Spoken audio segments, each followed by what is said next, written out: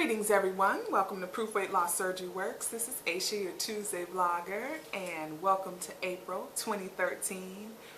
This week's questions, or there's three questions this week, totally took me back.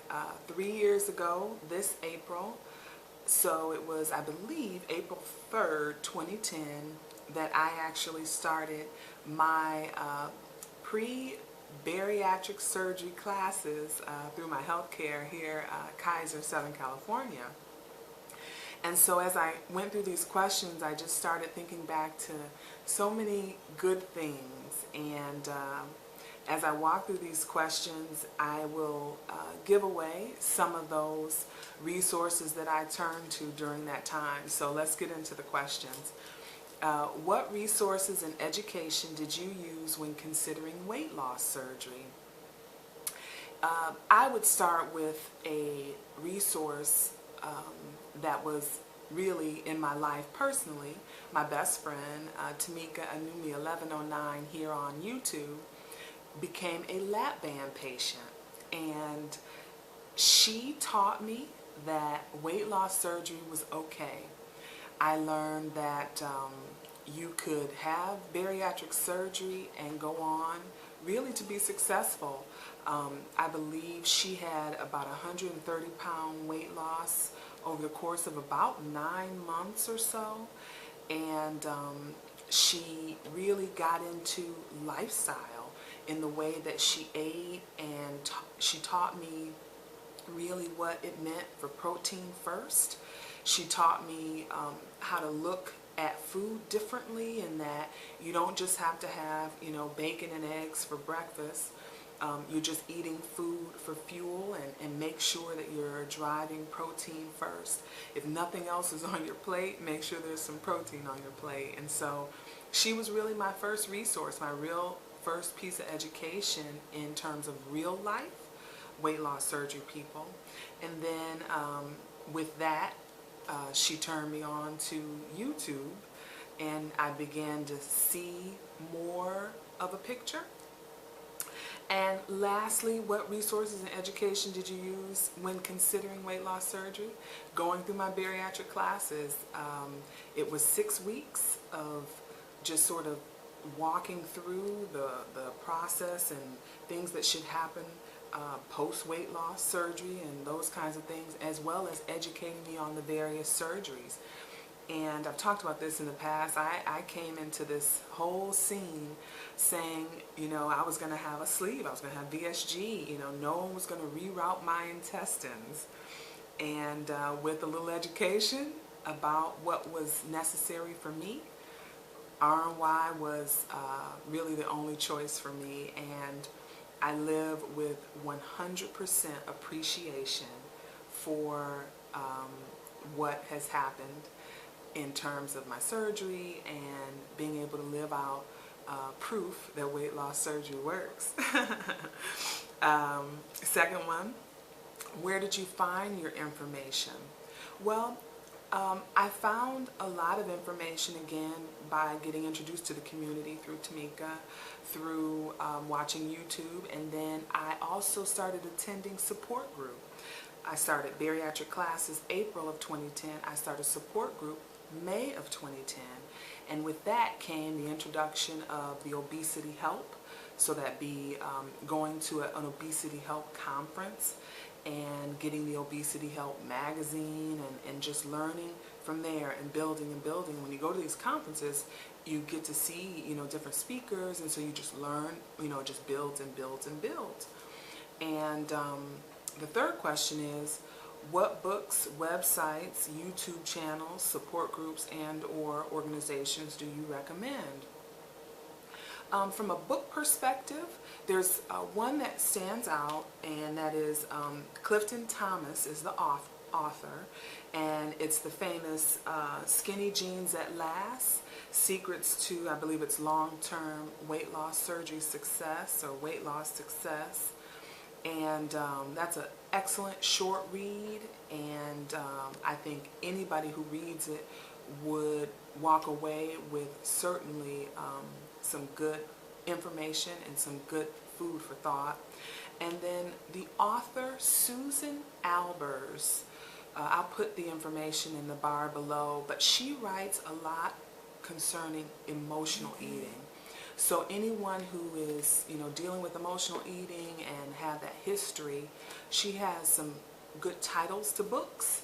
I have not read them all, but she certainly is someone that I would recommend you take a look at. Dr. Connie Stapleton wrote a book, Eat It Up. I actually had a chance to attend her seminar right before weight loss surgery, literally 3 days before weight loss surgery. And that was a life changer. I walked away from that seminar with one little sentence that helps me in motivation. She talked about how, you just have to work out and you have to do these things. And the statement is, it's just what I do. It's not rocket science. It's just what I do to stay healthy. Whatever that is, it's just what I do. And another resource, and actually I'll read off a few resources. So we talked about Dr. Connie Stapleton, and she actually has a website, and I'll put that below as well.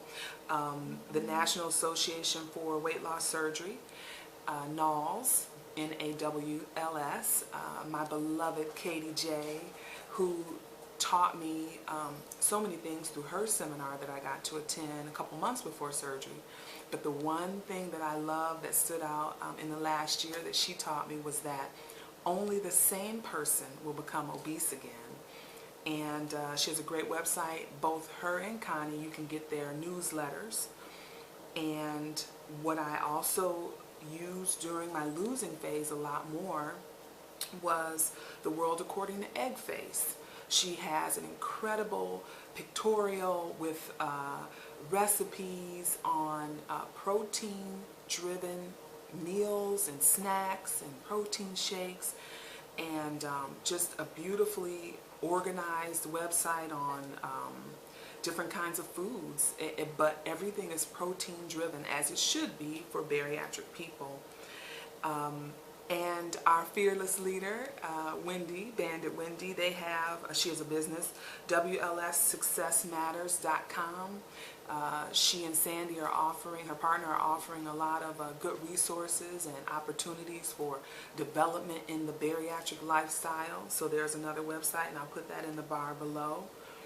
But, and also I just discovered a website, My Tiny Tank, and a beautifully just organized another website with good thought-provoking columns in it for anybody in the bariatric lifestyle. I believe the person behind the website is 12 years post-op or 9 years post-op. I can't remember, but she's an RNY person. But it doesn't matter which surgery. The point is learning what you can. I thought back, most of everything I learned in those early days was from a lap band patient. And it doesn't matter, we all have tools, but we can learn from each other. We have, individual tools, but we can all learn from each other. So what books, websites, YouTube channels. YouTube channels are very individualized. I think we draw towards people for various reasons.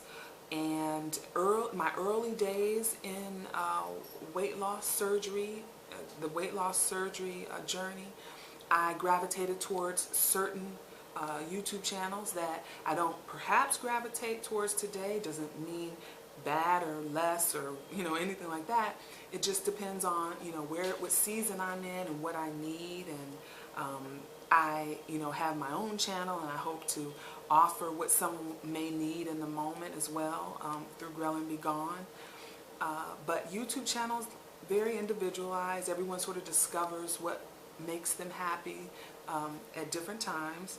And then I am a big believer in support groups, specifically if you're plugging into a support group that is adding value, where you walk away sort of refreshed and hopeful that you can make it in this weight loss surgery journey. And organizations, Obesity Help has a good magazine. They're a good organization in terms of overall offering so many different things you can learn or get involved in. But you sort of discover, you know, you learn and discover as you place yourself in different settings, in different seminars. You have meet and greets happening all over the country, and you learn from each other, and you become a resource to each other. But with weight loss surgery too, I think that we can't ever forget when there are medically related needs and things that make you raise your eyebrow in terms of you don't know what to do with a certain health thing that may be going on. I always recommend talk to your surgeon, talk to your surgeon's office. You know, we can help each other so much, but there are times when we just need to settle it and get actual medical advice. And so don't forget your surgeon's office, your nutritionist, and things of that nature as a resource as well. But that is the answers to the questions as I see them this week. And you guys have a great rest of the day. Bye-bye.